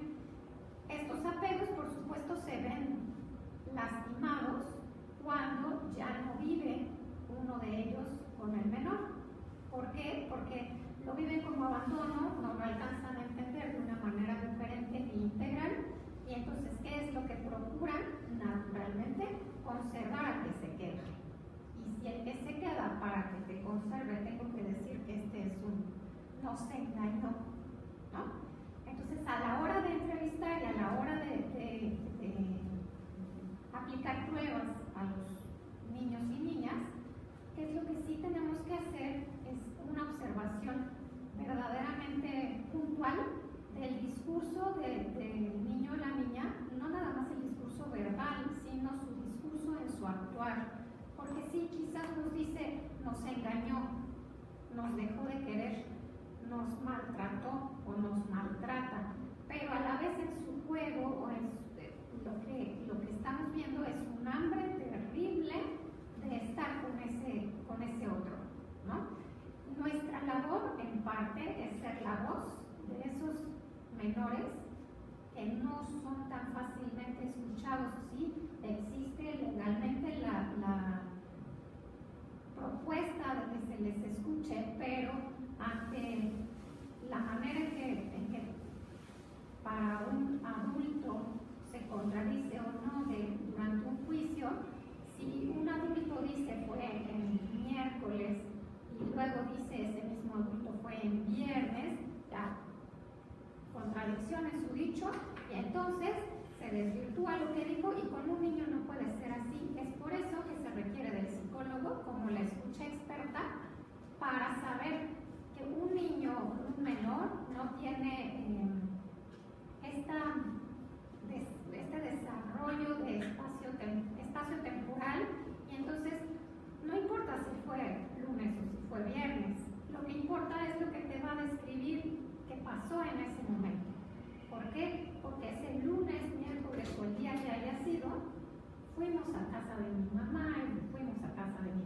con la abuelita o al parque, y entonces un menor no va a explicarte, no va a interpretarte, esa interpretación es del adulto, necesariamente. ¿Qué es lo que hace el niño o la niña? Va a describir lo que sí pasó. Sí, nos engañó, pero eso no importa. ¿Qué es lo que sí importa? Fuimos al parque y entonces había helado y había lo que sí le importa al niño o la niña, y finalmente uno, como esa mirada experta, podrá alcanzar a ver si ese helado fue así como, ya cállate, está tu helado y déjame aquí estar con mi pareja y tú finalmente no importas, o si al contrario fue esa parte, esa mala mujer que está con el papá, a la que mi mamá odia, me dio un helado, pero como ella es una mala mujer, yo tengo que odiarlo y entonces tengo que decir que el helado sabía feo, ¿no? Entonces, cuando aplicamos todo nuestro conocimiento y nuestro bagaje profesional para saber qué es lo que está diciendo el niño o la niña, es que le podemos ser útil al niño, a la niña y al juzgador, porque ellos son los que no tienen esas herramientas que nosotros sí. Claramente podemos ver que siempre hay ese odio, siempre hay ese enojo de un adulto al otro. No nos es útil meternos en ese descifrar si está muy enojado porque le hizo y porque esta otra persona. Siempre, como decía Rosalía, las relaciones son de dos. Entonces sí, él o ella pudo haber engañado, pero tuvo que haber alguna otra parte de la otra parte, ¿no? Siempre va a haber una crítica de la otra parte. Sí, es que es por eso me divorcio. Y uno que hizo, ¿no? El otro, la otra parte, una santa o un santo, eso no existe. Escogemos a nuestras parejas de acuerdo a nuestra configuración, a nuestra estructura psíquica, ¿no? Tiene que ver. No puede estar una persona 100% sana, si es que eso existe, con una persona 100% enferma, si es que existe también, ¿no? Tienen que haber puntos en común. Siempre va a haber el temor del niño o la niña hacia el adulto. ¿Por qué? Porque son sus figuras de apego y porque no quiere perderlos, haya sido como hayan sido con el otro y con él mismo, ¿no? Siempre hay conductas ambivalentes y siempre hay culpa en la fantasía de los niños y no solamente de los niños. Fue porque yo hice algo malo, ¿no? Entonces, que como quizás no al momento de estar peritando, pero sí al concluir ya hicieron todo su estudio, sí es muy importante eso. Yo he visto que estructura mucho tanto a los papás como a los niños, explicarle a los papás, sea el alienador, sea el alienado o sea quien sea, que tiene que repetirle 500 veces en 500 escenarios diferentes. No fue tu culpa, tú no lo pudiste haber evitado. Está bien que sigas queriendo a tu papá y a tu mamá, y tu papá y tu mamá van a seguir siendo tu papá o tu mamá, aunque no vivan contigo, ¿no? Porque hizo otra familia, sí, hizo otra familia, pero eso no hace que deje de ser tu papá, sigue siendo. Tiene otras actividades, como tú puedes ir a otra escuela, ¿no? Pero sí, es doloroso para ellos, pero sí, finalmente hay que ayudarles a integrar, hay que ayudarles a elaborar, y el 100% de los asuntos en los que yo he intervenido como perito, ningún papá y ninguna mamá tienen estas, y son 4 frases tan sencillas y no los tienen. Eso les da mucha estructura y eso podemos hacer una diferencia importante en la vida de ese niño o esa niña, de esos papás, y ser de utilidad al juzgador. ¿Por qué? Porque podemos, no importa si pregunta de cuestionario, que diga el perito si hay síndrome de alienación parental o no. Entonces, bueno, nos vamos a Gardner y revisamos que Gardner estaba defendiendo a una situación donde había abuso sexual y entonces estaban acusando a la mamá de alienar al menor en contra del papá. Híjole, mejor describo qué es lo que sí veo. Si encuentro que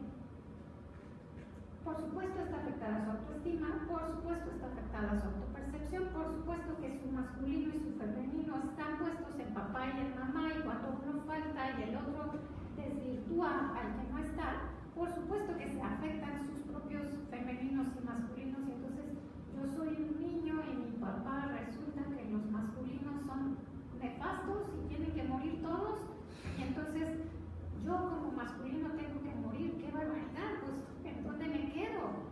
¿No?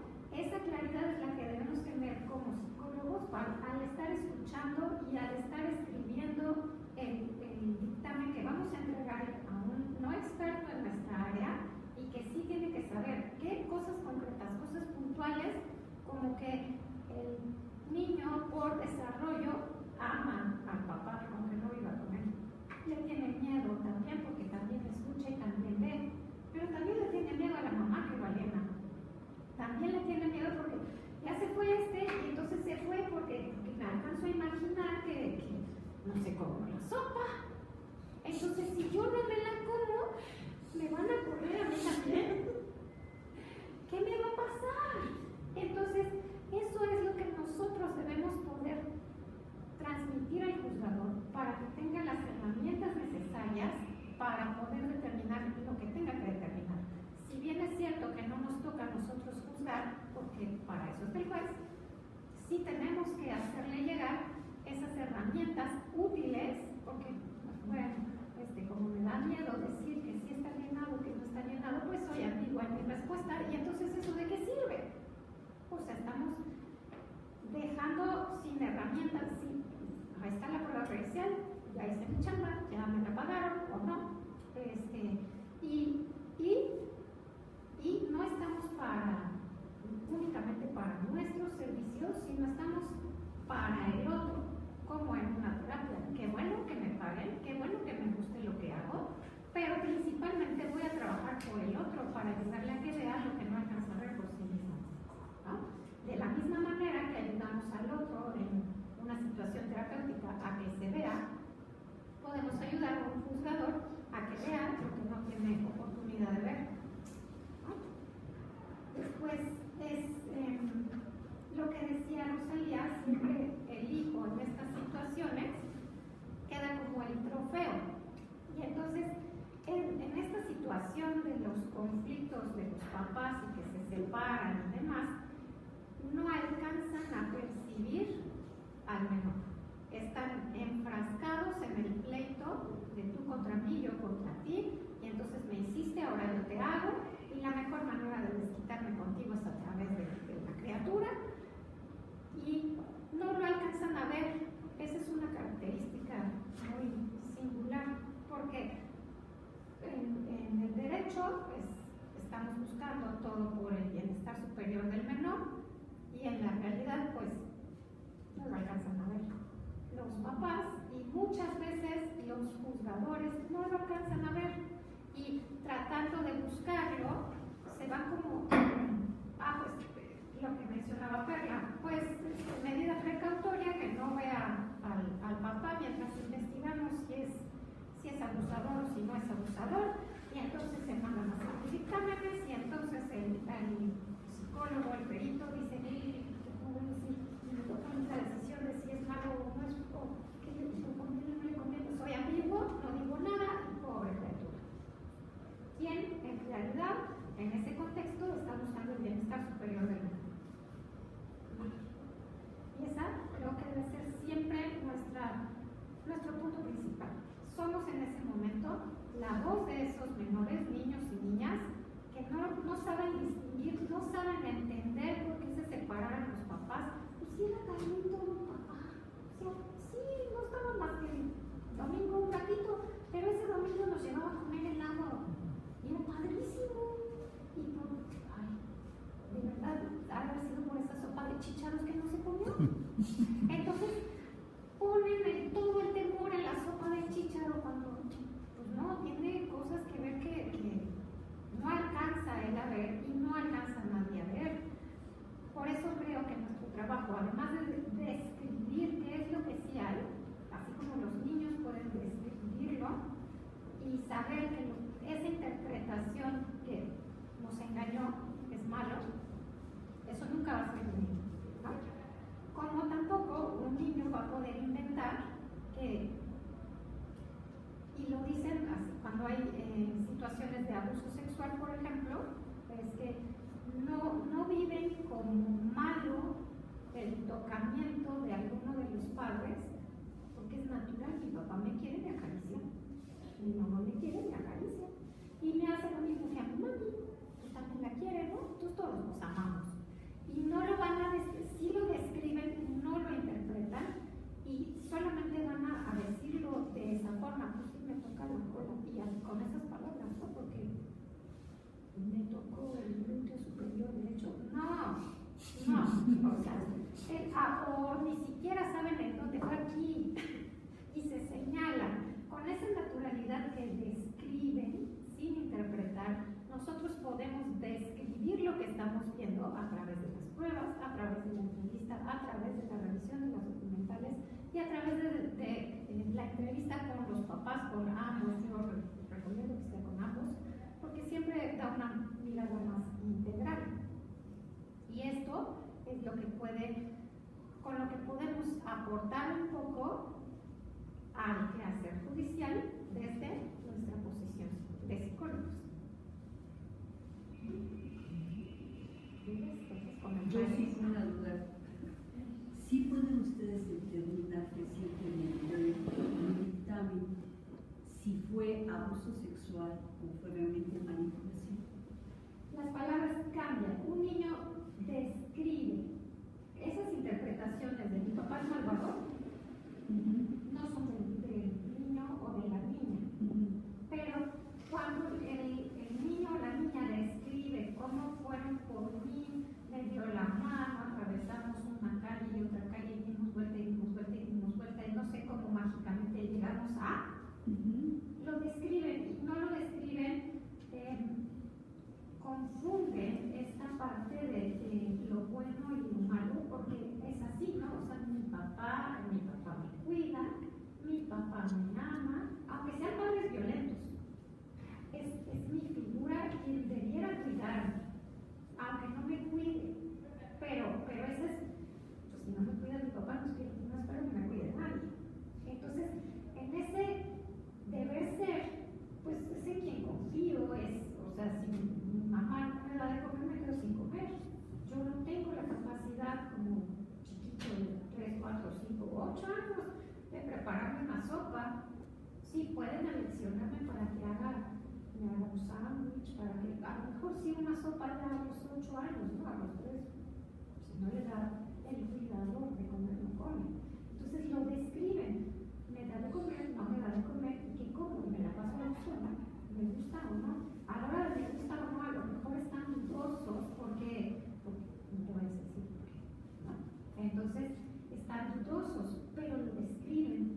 Y entonces uno como psicólogo tiene herramientas para, no angustias al menor a la hora de entrevistarlo, a la hora de aplicar pruebas, solo observas. Entonces, Sí, pero hay una cosa.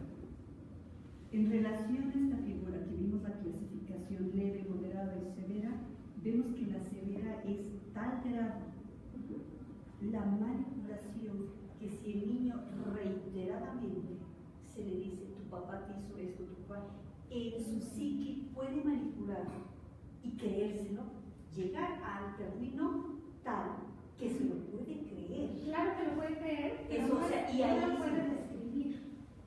Y al revés también. Por la edad del menor, me estoy refiriendo a Ajá. un niño.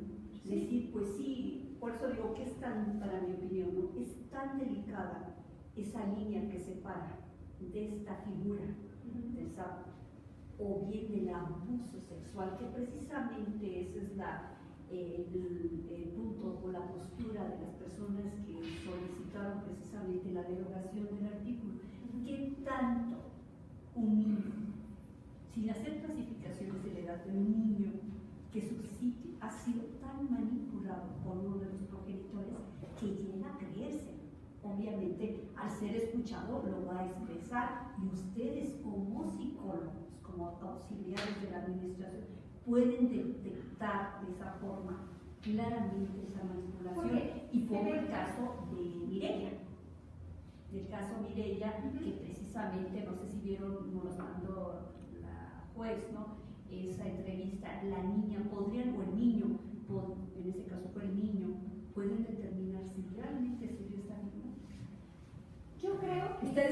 es una pregunta, no olvidémonos del juzgador. Ustedes que le van a dar los elementos. Hay muchos elementos donde uno puede decir, quizás no tajantemente hubo esto, pero presenta un caso de una chiquita, 10 años. No, me estoy refiriendo a un niño más pequeño. Pero esta chiquita tenía 10 años porque llevaba toda su vida en un abuso así. Llegó a una institución por ser víctima de trata de personas. Y el papá era el principal. O sea, el papá la vendía y el papá tenía relaciones con ella. Y ella jamás vivió al papá como alguien malo. A ella le gustaba tener relaciones sexuales con el papá. No le gustaba que la llevara con otros hombres, porque mi papá me quiere, mi papá me ama, y entonces por eso me acaricia y por eso tenemos relaciones, porque es mucho amor. Lo que a ella no le gustaba era que la llevara con otros. Entonces yo conozco, ¿qué? ¿No? Pero sí, estaba esta confusión en ella emocional de que si no me tocó a la cárcel porque si nos amamos. ¿Cómo ya no tengo papá? Además, como criatura, ¿no? De tener una familia, termina ahí institucionalizada y el papá en la cárcel, porque mi mamá quizá no me roba. Y es muy claro. No me refiero al delito de violación, me refiero a abuso sexual. Yo creo que... no propiamente, porque digo, es la mejor. Sí. Yo creo que desde esa parte... Perdón, antes de que concluyas, la pregunta, porque lo vimos la clasificación y vimos que de acuerdo hay 8 puntos que se pueden determinar. Yo creo que a lo mejor por andar tomando fotos no precisé esos 8 puntos que haces mención, y me refiero a que me imagino que los 8 puntos que habla este señor Carmen no es a través de Carmen, un señor también que hablaba de los 8 puntos. Pregunto. Realmente varios autores han retomado. Pero él lo tomó precisamente esos 8 puntos que hablaba de los 8 puntos torales para determinar ustedes como peritos el caso de este síndrome, ¿no?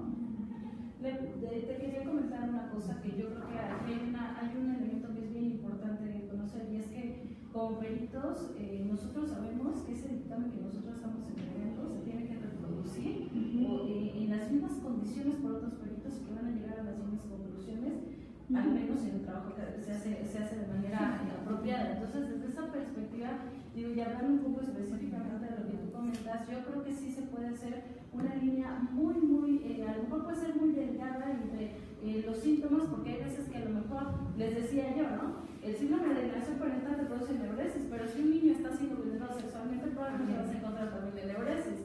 Entonces ahí el punto central es que, por ejemplo, bueno, y comentando un punto para que más claro como esta parte, por ejemplo, yo tuve un caso en donde la mamá negaba que no quería que las niñas estaban en contra de todo, durante todo un proceso, incluso llegó a la sala, decía, yo no quiero que mi hija conviva con su papá porque desde el inicio me dijo que su papá la tocaba, y yo encontré cosas y encontré esto y entonces encontré lo otro.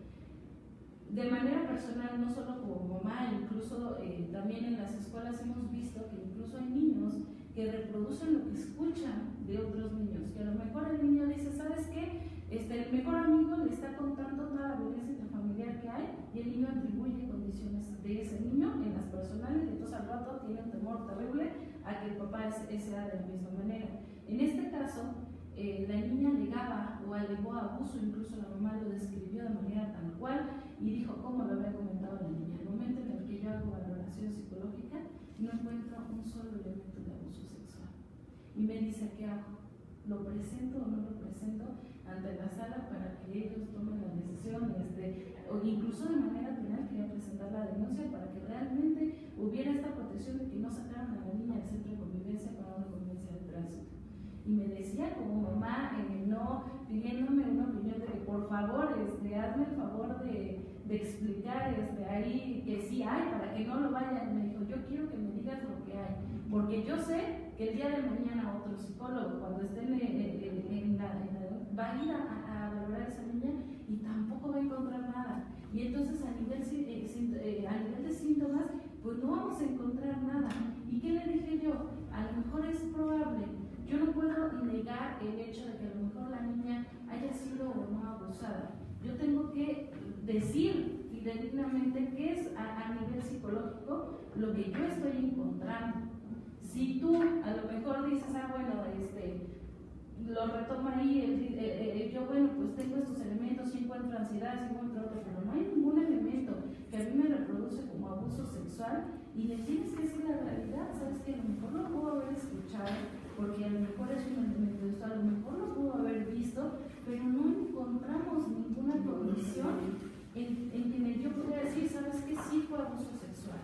Y tampoco a nivel de alienación, ella incluso la niña decía, bueno, no lo quiero ver porque fue testigo presencial de elementos violentos entre la pareja, entre jaloneos del papá con las mismas niñas, y sí había un temor, pero no había esta condición. Decía, bueno, puedo ver a mi papá, pero en el centro de convivencia, no quiero salir de ahí. Es cuando tú puedes ver esta pequeña línea en donde los niños dicen, sí, yo accedo a convivir con mi papá, pero a mí lo que me da miedo es específicamente salir de ahí, porque tengo miedo de que se vuelva a presentar un episodio violento, pero no encuentro sintomatológicamente nada de abuso sexual. Entonces yo creo que sí, en todos los aspectos, nosotros, esa es nuestra labor, realmente decir, ¿sabes qué? Yo al menos no encuentro ningún elemento que me diga a mí que fue abuso sexual. Hice una exploración con 4, 5, 6 evaluaciones de este tipo, y en ninguna de ellas me arroja que haya abuso sexual. Entonces, realmente yo creo que sí tenemos esta labor de decir si podemos identificar o no cuando hay una condición de abuso, y cuando a lo mejor la niña está percibiendo algunas otras cuestiones o escuchando algunas otras condiciones que pudieran atribuirse a un hecho específico, ¿no? Y que no estén relacionados específicamente con el abuso sexual. Sí, es importante, se los platico porque en la vida práctica, ahora por la labor que desempeño, aunado a los diversos juicios de controversia en los juzgados familiares que vemos derivados de la guardia, custodia, etcétera, etcétera, vemos muchos abogados mal utilizando algunas prácticas, es que presentan su denuncia a los juzgados de índole penal por abuso sexual. A mí, de las medidas protectoras que se dictan ahora, que tú acertadamente lo dijiste, para prevenir precisamente todo tipo de violencia, donde el juez que conoce el asunto inmediatamente en términos del artículo 9 del Código de Procedimientos Penales, si mi memoria no me falla, es no acercarse, etc. Para proteger a las víctimas, y pongo entre paréntesis esto, directas e indirectas, que serían los menores, evitando todo contacto. Entonces ahí sí se le está dando elemento, y desgraciadamente abusamos, hablando de lo que veníamos tras bambalinas, del abuso de los derechos precisamente humanos, porque pues independientemente, mientras no, de acuerdo a la Ley General de Acceso a las Mujeres, sabes que te dicto medidas protectoras, restricción y no tener contacto. Y mucha gente, desgraciadamente los abogados, perdón que hablen mal de mis colegas, abusamos precisamente, valga la redundancia, de las denuncias de abuso sexual. Claro, digamos, ¿para qué? De alguna forma no quiero que tengan. Y eso es, volvemos a mis manipulaciones. Por eso sí es bien delicado saber, como ustedes, peritos en la materia de psicología, poder determinar claramente para que el juzgador tenga los elementos, y en qué momento sí estoy ante la presencia de esa manipulación o interferencia parental, o bien ante un evidente abuso sexual, que también no podemos cerrar los ojos, que se da mucho y en gente tan inocente. Y yo he tenido en mis manos causas penales donde veras, como tú dices, Karina, son aberrantes, cometen en contra y perjuicio de algo más sagrado que son nuestras vidas, y eso lo vemos diariamente. Por eso siempre abogado dice la adopción, cambiando abruptamente del tema, homoparental o monoparental. Yo sí, el niño tiene derecho a vivir en una armonía, un sano desarrollo. Es un derecho que se lo estamos privando a veces, gente que debía por naturaleza quererlo, como son su padre o su madre. Entonces ahí se los dejo, ¿no? Adelante. Yo más o menos. Cuando redactamos la Convención Internacional de los Derechos de los Niños en Bruselas, se los platicaba tras bambalinas, ¿no? Es decir, decíamos, bueno, los peritajes para que un juzgador pueda determinar la causa de alienación o no, por ejemplo, ¿dónde intervendría, por ejemplo, la cuestión de violencia de género en los contextos sociales? ¿Sí me explico? Es decir, por ejemplo, esta niña de trata de personas, cuando fue tratada en el conjunto social, es decir, el papá a donde se llevaba para ser explotada, ¿dónde está la parte de la mamá? ¿No? Es la otra parte, porque pues ya cuando tú ves a una persona que es tratada, pues tienes que asignarle a quién de los dos va a quedar la custodia o a ninguno de los dos. Y entonces, en este momento, ¿cómo se puede juzgar la alienación en ese sentido? Esta chiquita específicamente, su mamá se había separado de papá desde mucho tiempo atrás, desde que ella era bebé, y desapareció. Entonces la niña vivía con el papá. Entonces a la hora que interviene el Ministerio Público y bueno, el papá se fue a la cárcel y la pequeña pues se fue a una institución. Ni cómo hacerlo, que la mamá no estaba. Y tengo otra pregunta. Yo fui de los dictaminadores de la comisión cuando me envían, pero yo lo hago por el Violento Pará, por el mismo de Violento Pará, por el MSEI, como redactor adjunto, y me llega el caso de inconstitucionalidad. Yo sí lo califiqué la alienación como una cuestión de violencia de género, de acuerdo al artículo 16. Y en ese sentido, cuando nos llega la dictaminación, para poderle dar proceso, en ese sentido, también decíamos que el trabajo psicológico para la detección tendría que ser fuera de los contextos de Gardner, por ejemplo.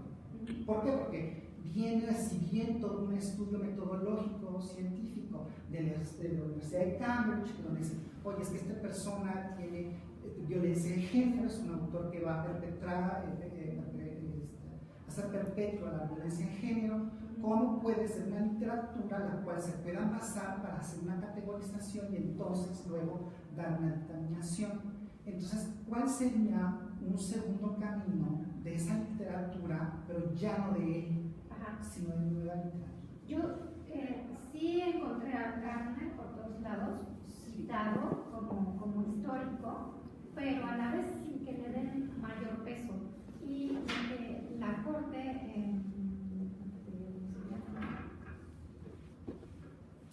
la Suprema Corte de Justicia de la Nación y la Oficina de Defensoría de los Derechos de la Infancia, que todavía no está en imprenta, lo mencionan como utilización de los hijos en el conflicto.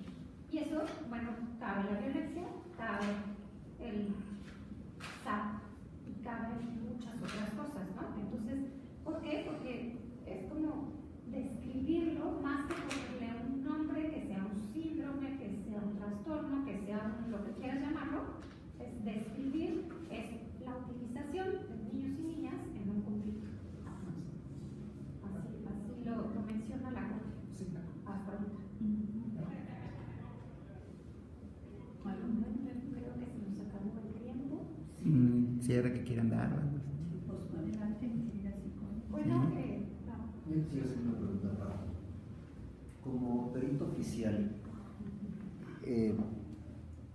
¿hay algún protocolo de actuación para que le digas al juzgador si existe violencia o alienación en contra de un menor y qué es lo que se debe de ejercer para evitarla?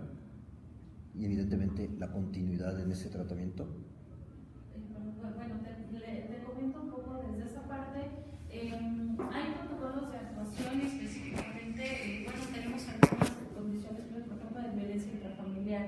A nivel de síndrome de alienación parental, realmente no existe esta, como yo les decía, no hay todavía una condición de diagnóstico, porque pues todavía no hay en los manuales esta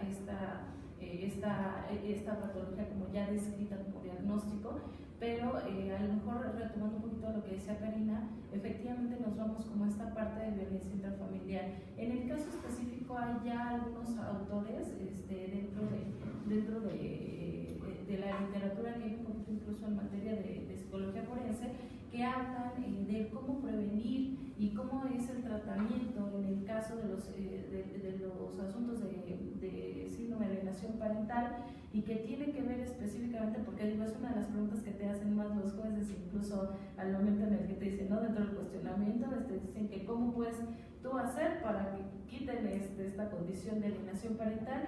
Y la primera de las cuestiones que más se habla es en el retomar en todo el sentido la convivencia que se tiene coartada, al menos de manera ya precautoria, de realmente retomar esta convivencia para que no se siga dando esta condición de alienación y exista una posibilidad alterna al niño de proteger incluso, digo que ahí hablaban un poco de estas amenazas, que incluso se le haga o al menos se le exhorte a los papás que están siendo alienadores a llevar a los niños a convivir, y lo digo porque bueno, de manera personal he visto que hay abogados que ponen ahí hasta con medidas de apremio a las mamás para que obliguen a los niños a entrar, porque en caso de que no, la multa es para ellas, ¿no? O sea, estas condiciones en donde puedan también hacer una mayor condición de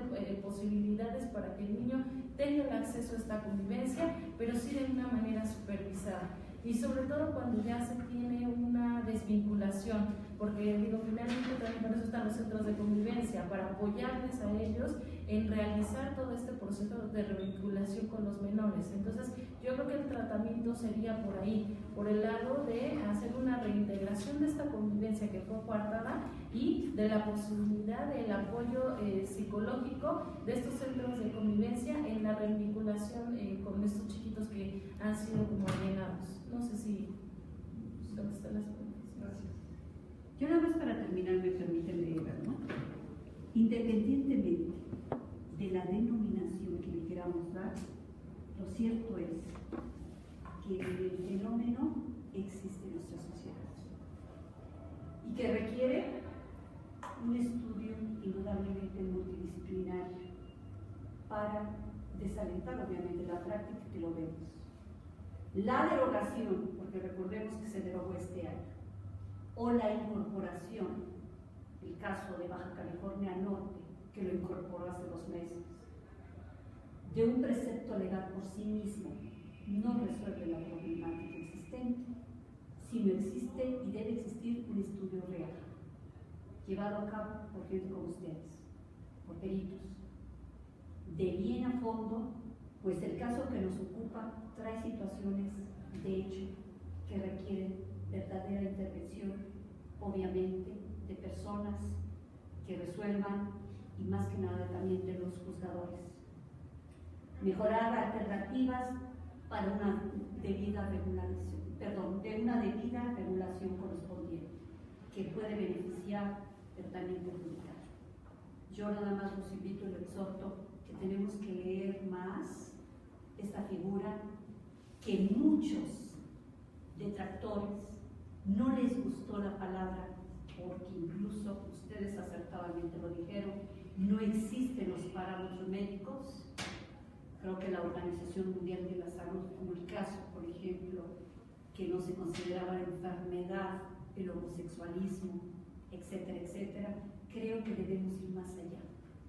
De que se va a seguir dando esta figura y lo vemos en los juzgadores, independientemente que les hayan quitado el artículo 323 séptimos, tenemos que tomar cartas en el asunto.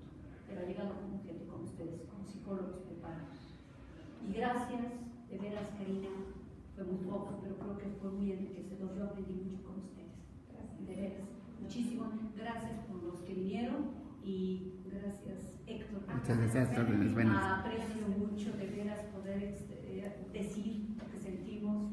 A mí me gusta muchísimo porque yo me dedico a la academia indudablemente, yo también soy servidor público y por la actividad que desempeño, pues ahora fui juez de registro civil, hoy estoy del otro lado, ahora caso con Z, soy visitadora, tengo que ver el buen funcionamiento de un órgano jurisdiccional, y eso pues trae consigo una labor bien titánica, porque se ven situaciones de abuso sexual, expedientes, llámese los nuevos procedimientos de justicia, vemos algunas personas que utilizan las armas jurídicas por gente que a veces, está mal que lo diga, mal llamados abogados litigantes, que pues van a utilizar su ayuda es defender a su cliente, pero a veces complican más la existencia. Entonces, es bien bonito que se abran estos foros, no sé si en forma electrónica, pero no importa, con que nos escuchemos.